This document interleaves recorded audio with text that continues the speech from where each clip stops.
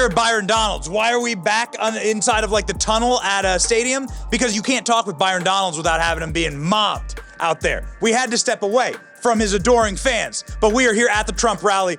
Believe me when I say there are tens of thousands of people. The line outside is longer than Chris Christie's belt to get inside of this building. And Byron Donalds is in the building. He's going to be warming up for Donald Trump. Is that big pressure for you? Yeah, it is big pressure because, when Donald Trump hits the stage, everybody's going to go ballistic. But there's a reason for that. It's because they miss the man that actually had this country in the right place. So the lines are long outside. The crowd is energetic. Look, Section 102, those people are crazy. They're out of control. Not crazy in a bad way. Stop it, Democrats. Crazy in a good way. They want real leadership. That's what they desire. Donald Trump brings it. So I'm just a part of the event. Donald Trump is the whole show.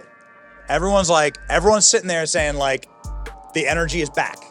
It feels not like 2016. It doesn't feel like 2020. This is a different level of energy. It's different. I think in 16, there was an excitement energy. This is a craving energy. This is when people say, I knew it when I had it. I didn't realize how much I was gonna miss it. I gotta have it again. That's what we have going on right now. And look, you're starting to see people show up in these arenas, in these rallies who weren't here in 16, they weren't here in 20, but they're here in 24 because Joe Biden's a disaster. The world is on fire. The border's a mess. Inflation's out of control. We want sanity. Don't even start talking about the judicial system because that's insanity. It's not what the country was based upon. We have real leadership. It's right there in front of us. People need to go make their voices heard, vote for Donald J. Trump here in South Carolina, but throughout the rest of the United States. You mentioned judicial insanity. They try to make you unable to vote for Donald Trump in some states, which is bananas in the name of defending democracy, which has got to be a little wild as a member of Congress to even consider that we live in a nation that's even possible. Well, look, the Democrats don't care about democracy. They care about power. The radical left isn't concerned about a republic. They're concerned about their agenda. And we got to understand in our country, they've wanted their agenda for 30 years, 40 years, 50 years. And right now they're at the precipice of having all of it. And then what happens when they actually get most of it in place, the people reject it because they're like, this thing sucks. What the heck's going on? You got ladies in Chicago talking about, you know what? I've been voting Democrat my whole life. It's about time I start voting Republican because these people aren't listening to what's going on and they're making it worse. And so now they have to go to the lawfare, going after President Trump in all these jurisdictions with bogus, phony cases. I mean, look, what happened in New York, an absolute travesty, violation of the Constitution.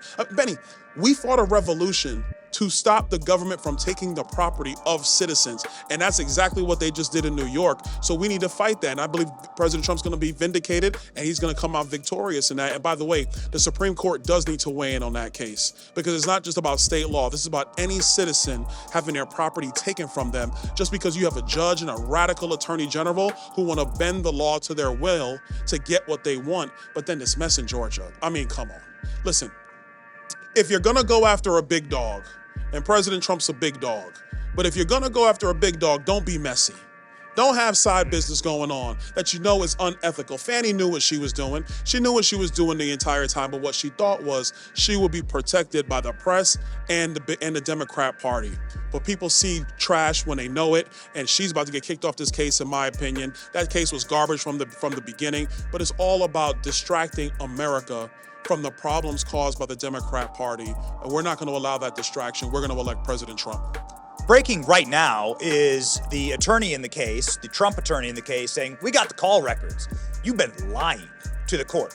We know that you and Nathan's Hot Dog have been doing weenie rollers since 2021. And Big Fanny is, I think, going to get spanked hard by this court and this judge. What's your prediction in this case? I mean, is there any way she can stay on? Well, I'm not going to talk about it in the way you just talked about it. But what I'm going to say is I think any judge worth his salt is going to remove her from this case. Because obviously with Nathan Wade, there's a conflict of interest. She was paying her man on the backside in order to be able to luxuriate off of the fact that she's prosecuting Trump. That's wrong. That's highly unethical. And to me, it's not just about her being removed from this case. She should be disbarred. If you're an attorney, the ethical standards for being an attorney are incredibly high. This kind of stuff right here, let me tell you right now, if this was a Republican attorney, if this was Rudy Giuliani, oh man, they would have tried to disbar him in every state in the country. And they would, and they might actually have a point. You can't have this kind of stuff. We're joking, we're being a little glib. You cannot have this stuff in our legal system. The legal system has to be consistent for everybody. If you can't have that, you can't have a country. If you can't have a country, you're gonna have chaos. I do want to take a moment here and thank Big Fanny, and it's something I wasn't planning on doing, but I really appreciate this because this is the greatest backfire in political history.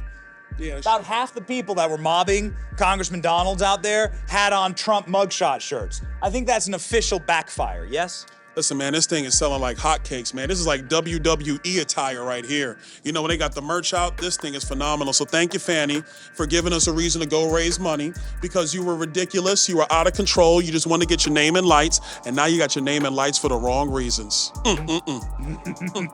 So this does seem like it is backfiring. Something that we have regularly covered in interviews is how Donald Trump is polling better with the black community than any Republican in your or my lifetime. Oh, yeah.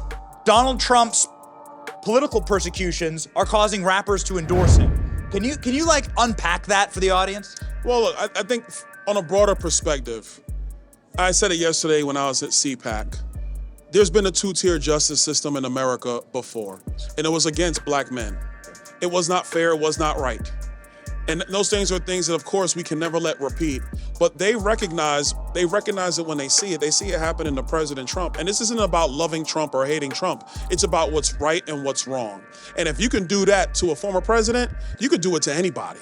Secondarily, listen, man, black people, we want to earn money too, like anybody else. Joe Biden has made this so hard. Look, in digital assets, cryptocurrencies, a lot of the young entrepreneurs are black men, black women. But because all they want to do is put their foot on the neck of digital assets and don't allow people to be free, it doesn't give them an opportunity to build wealth for themselves and for their families. Third thing, listen, man, black men are like any other man.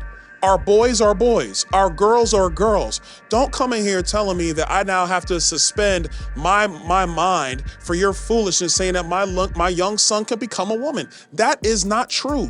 That is not factual. And the radical left can be mad all they want, but the fact of the matter is this. Black men don't like that kind of stuff, man. So the economy is terrible. You're messing with the gender identity of our kids and hiding it from us. The border is a flat out mess. We talked about that before, what's happening in the major cities. And then you have the two-tier system when we know it's flagrantly wrong. And like I said, if you do it to Trump, you can do it to any one of us. I think black men are done with that. That's why you're seeing the polls move. Snoop Dogg did like a pseudo-assassination video of Donald Trump 6 years ago, and now he's saying Trump's my boy. Now he's saying like Trump, like I love Donald Trump. That's a pretty unbelievable like progression. Look, I'll tell you this. I think that the radical media, the Democrat establishment, they got so crazy about this thing.